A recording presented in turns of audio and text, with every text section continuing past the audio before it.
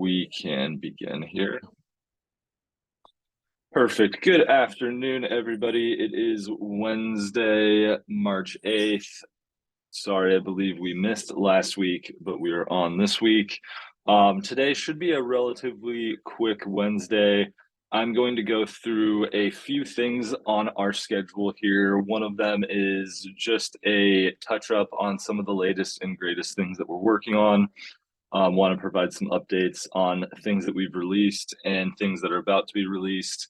I'd also like to go over some example GeoBooster content. So just going through a number of industries that we've been putting up some example content just to kind of get the imagination flowing for everybody. Now, the other thing that I want to do here is show a couple of other updates. So without further ado, let me go ahead and share my screen and just start rolling through this. Brett, can you actually allow me to share screen here? Okay. You should be good. Okay, thank you. There we go. Okay, so let me find the exact screen I want here. Perfect. A couple of things to note. A couple of more updates have been pushed to the GeoBooster widget. So just to back up one step, the GeoBooster widget is a JavaScript snippet that allows you to embed GeoBooster moments on any website, not using the WordPress plugin. So a couple of things that we have added, if you haven't been in here in a bit, is the filter for you to assign businesses from this UI. So you do support more than one GMB per GeoBooster widget. So imagine a single website with multiple locations. Perhaps each of those locations is associated with a particular landing page. You can bind content to those landing pages that way. And then the other update that had come out that I think we've announced at least once or twice in the Friday newsletter is this filtering functionality here. And this is just basically the way that you can bind GeoBooster moments to particular pages. So a quick example, imagine I have a Los Angeles page and maybe a San Diego page for my service areas that I'm targeting. I can come in here and say, okay, for my Los Angeles page, if that was the slug, I can come in here and say, I probably want moments that are in the United States. I would put the state California, I would put the city Los Angeles, and then I would associate any categories. And then for this URL here, that is going to dynamically get those moments, and we can just add our entire site here. So what makes this really nice is you can do all the configuration of your GeoBooster moment widget from the dashboard, install the snippet once, and then as you're making updates, that will auto sync to the installed GeoBooster widget. So if you haven't gone through this, I do recommend it. We are actively deploying this across a number of our clients, actively testing this on some of our own test sites.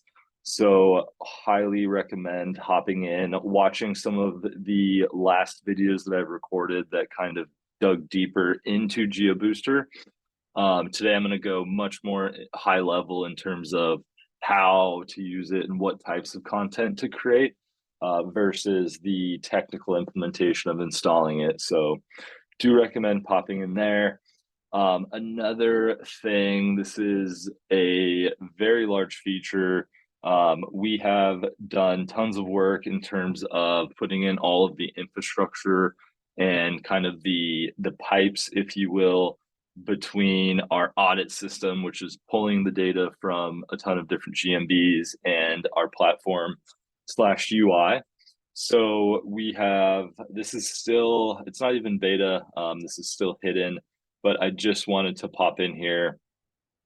We are about to do a couple of more releases and add a significant amount of sections here, but we have the entire system in place for scheduling, popping in listings, selecting competitors, pulling competitor data out of their listing, and then popping it into this audit here, which will eventually percolate up to a score that will tell you, for my listing, for a particular keyword in its geo, how am I comparing against my competitors for a number of different metrics. So here you can see we're just displaying categories, and in this case, nothing particularly interesting pops out, but this could be a case where I'm using a primary category and maybe a top ranking competitor is using a different primary category. I would want to know that. Same thing with additional categories. The next release, which is going to be probably the first time when we introduce this in public, is going to include an analysis of GBP posts. So things like how frequently are your competitors posting, how long is the average contents that they're posting, and we're going to do a bunch of analysis around GBP posts. The next thing that's going to come with that is reviews. So just taking a quick look, what's your rating, what's your review velocity, potentially some analysis of the content of the reviews. The next thing behind that will be media. So that will be an analysis of both the photos that your competitors are publishing, as well as the videos that are now being published. So you'll be able to see at a glance kind of how frequently are people publishing photos, what category are people publishing photos in, and then potentially one day, once more videos are out, what percentage of media that your competitors are posting is an image versus a video. And then we're also digging into a bunch of the attributes that are related to GMBs. So things like the special attributes of, I don't know, minority or woman-owned businesses, servicing handicap or handicap accessibility. And there's just a whole world here. So the first step, which we've been working on for several months, was getting all of this infrastructure in place. That is in place. Next step is this initial release of the photos, reviews, posts, and attributes. And then from there, we're going to get deeper and deeper into anything that might be interesting from a GMB auditing perspective. So I have a bunch of ideas in terms of what we're going to do there, but that is all going to be judged relative to your competition. So if you think about GMB posts and, I don't know, maybe you're a plumber out in the middle of Texas, your competitors probably aren't posting, maybe not even at all, but definitely not very often. So that is going to be a different score than if you are a personal injury listing in Los Angeles and all of your competitors are posting multiple times per week. So this system is going to be able to monitor kind of the activity of all your competitors and what they're doing over time. So it's something that as Google's making algorithm updates, we will hopefully have a system that is catching those and that is paying attention to those, or is able to kind of bubble up some context to a report. One potentially interesting thing in my mind of how this could be used or will be used is, I'm not sure if you've seen, I know some of the other kind of content publishers in the industry, people running tests, had started announcing in December that GBP posts, or sorry, GBP services started to look like it was making a difference in ranking. And that's something that we're going to be tracking over time. So the back of this audit report is actually run by a GeoGrid, which allows us to track visibility stats as we're tracking these kind of heuristics from the listings. So hopefully there's a world where when Google makes a change and we have a bunch of audits running, we'll be able to see the correlation of ranking change from the GeoGrid visibility statistics in our backend, and then correlate it to different things that we see in our audit reports in aggregate. So that is something that will be coming definitely in the month of March here. We'll have a nice big initial release, and it's going to look a lot more impressive than just this simple UI. So that is the update on our audit functionality. I am very excited for that. Another thing that we have released in the last week or two, maybe week and a half, is some notifications, first visual, around geogrids and points that have entered the top 3. So you may have noticed, if you see where I'm hovering right here, this little icon with the 2 green arrows actually refers to the fact that in this grid, or the latest grid that is run for this keyword, I have at least one node that has entered the top 3 for the first time, or at least right now, the top 3 for this run. We are making a slight refactor here. So there are going to be really just 2 things that we're tracking and notifying on. One is if a grid has a single point that has entered the top 3 for the first time ever. And then the other is going to be if the grid has a single point that has entered the top 3 for the second or greater time. So if I have a grid point, it's in the top 3, it leaves the top 3, and then maybe a month later or 10 years later, it comes back in the top 3. That will be notated as entering for the second time. And that is right now in the UI with just this kind of little symbol. You can see, if I zoom in here, the stars that are, or the grid points that do have this notification have a little star at the top right. There's a couple of other updates coming in terms of a little small update to our gradient. But all this will be released following with an email notification system. So every single time we run GeoGrids, we will generate an aggregate report and we'll send you an email and say, hey, we just ran 1,000 GeoGrids for you. 100 of them have a grid point that's entered the top 3 for the first time. 200 of them have a grid point that's entered for the second or greater time, and whatever, 700 of them have nothing special. So that is a big update around some of the, I guess, niceties in our GeoGrid. There are other updates that we do have scheduled around here, but I do want to get all of these things I'm talking about right now out before we move on to the next things from an engineering standpoint. Now, that is it for me from a housekeeping perspective, just from what we're doing on the engineering side. I'm sure there's other stuff going on too, but those are kind of the big things right now.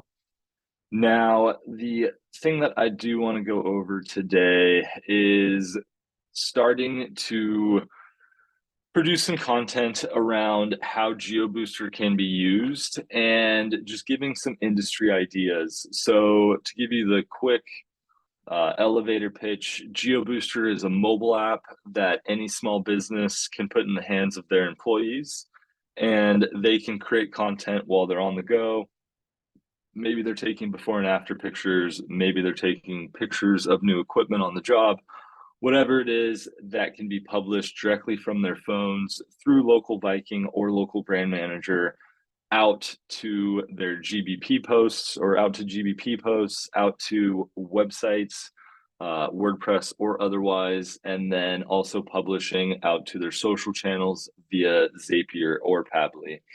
So again, it is really just content creation and a smoother way to get additional content to some of these pages that we are trying to rank in Google, particularly geo pages, although you can also get service type pages. So if you go to localviking.com/GeoBooster, you can find it right here in the main drop down. I've been putting together this page and just get some high level information on what we're doing. Here's one of the original AMAs I did. So if you want to kind of get caught up from a ground floor perspective, you can watch that. But really today, I just want to spend maybe another 5 to 10 minutes kind of talking about different industries that can be using GeoBooster, some of the ways that they can do that. And I'm just going to open up some of these examples here, we're going to be continuously building out this library. But I'm going to go ahead and just kind of walk through some of these, and sooner than later, it's probably going to be pretty repetitious because it's really not that hard of a concept from a creative perspective. But you can see here, so for instance, we have a wedding planner. Wedding planner, and really any industry that has like a visceral aspect to it is really perfect for this. Most of them are already dealing with photo. Probably all of them are already dealing with photo anyway, so it's not like you have to educate them on the importance of taking more pictures or publishing them to their websites. For wedding planners, you might have to talk to them a bit about writing some context behind the photos. So if you are working with any wedding planners, perfect opportunity to get them involved with GeoBooster, connect GeoBooster to their websites, get them as they're out every weekend or potentially multiple times a week, taking pictures of weddings, and those can be auto streaming to their website. That can be to going to city pages. It could be going to like venue specific pages. There's really a ton of different ways to mix and match the content. So wedding planner is a very inline type of industry for GeoBooster. Mattress Store, by the way, Brett has been making these here behind the scenes, so some of these are funnier than others. Mattress Store, you can imagine any kind of department store where maybe you're getting in things that people want to come in and look at. So mattresses, the older I get, the more interested I am in mattresses. I can imagine a store getting in a new brand that's very popular, kind of posting that, getting that onto their socials. A little bit of a painful example, but we'll continue here. Print shop, perfect example. Tons of cool equipment, tons of creative work being done on a day-to-day basis, really easy opportunities to be creating content, publishing it to your website, and hopefully getting more interaction to those pages. A bakery is a fantastic idea. Bakeries definitely are heavily using Instagram and kind of already leveraging this type of social content, but you can imagine a daily picture of bread that's coming out is a great piece of content that can be pushed to a website. You mix different blurbs of descriptions about the different types of bread that's being cooked or being baked, I guess. As you're pushing those out day after day, you are kind of getting the keyword reach of the content that you're publishing is footprint is spreading out, and you might be typing in or talking about different types of bread that eventually become long tail search that people are typing into their browser that is then published to your website. So these are kind of the little ways that we can build up contextual relevance on our websites without sitting and kind of either killing ourselves up front and spending tons of hours, or at scale with tons of clients, really digging into the nooks and crannies of every niche. This allows our clients to kind of feed content that is coming from an expert within the niche into their website versus us having to leverage SEO research, content writers, and making sure that we're covering everything. So another fantastic piece to the GeoBooster puzzle. Party rentals, really good idea here. You could do like, I don't know, bounce houses, things like those bowls that you ride, photo booths potentially could be an idea here. I'm just going to start kind of picking up the speed here because I think you can see where I'm going. Really, any industry has the ability to, maybe I'll take that back. Most industries have an opportunity to take some type of pictures. I will say we have a number of clients ourselves where I do struggle with thinking of how we can create content that isn't super boring. Paving, pavers, sealant, things of that nature is a great opportunity. Really, any construction, landscaping, hardscaping, softscaping, I guess.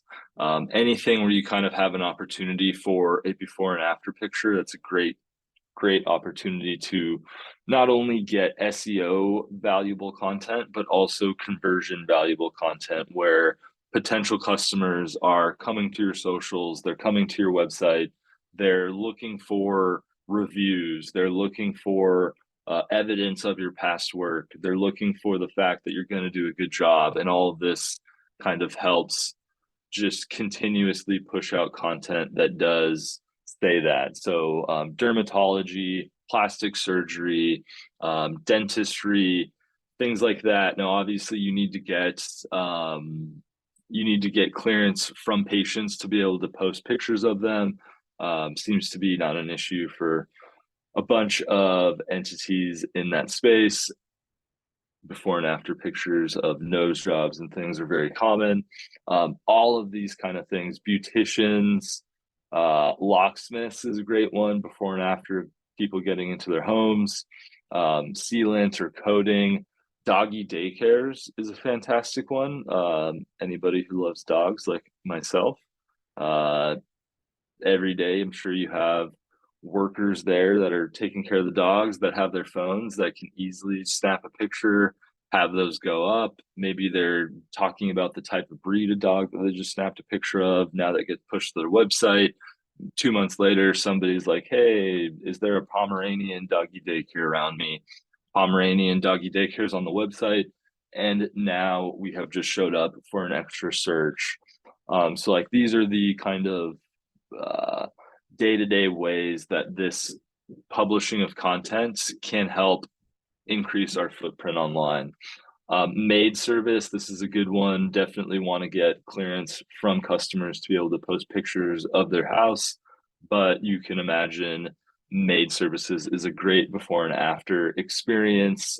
Architects, jewelry stores, vitamin shops, pressure washing. Pressure washing is actually almost a canonical example of a good industry for before and after pictures.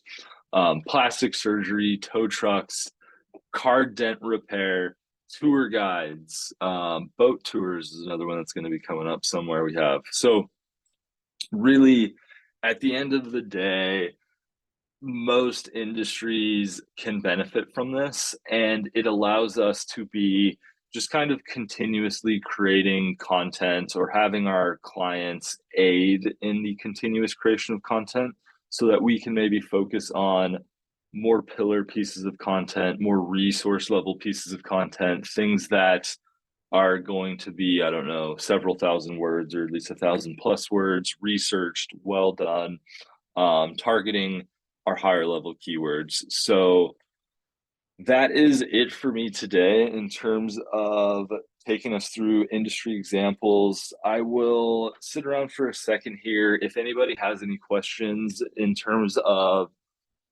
anything it is that you see in the industry from a local SEO perspective, any questions about GeoBooster content. I know we did record this. We will be publishing it today to everywhere that we publish our things. And if you are watching this in the future, feel free to email me direct, nate@localviking.com, or you can get a hold of the customer support team, support@localviking.com, or I believe support@localbrandmanager.com for coming from that side. But that is it for me today. I do hope everybody has a great day. Let me check the chat here. Looks like we don't have questions today. Perfect. I hope everybody has a fantastic Wednesday, and we will see you not next week, but the week after. And hopefully the next time we're together, we will spend a lot more time going through the audits that we are working on and starting to see how those can be used in the real world. Thank you for your time, everybody, and I will catch you in 2 weeks.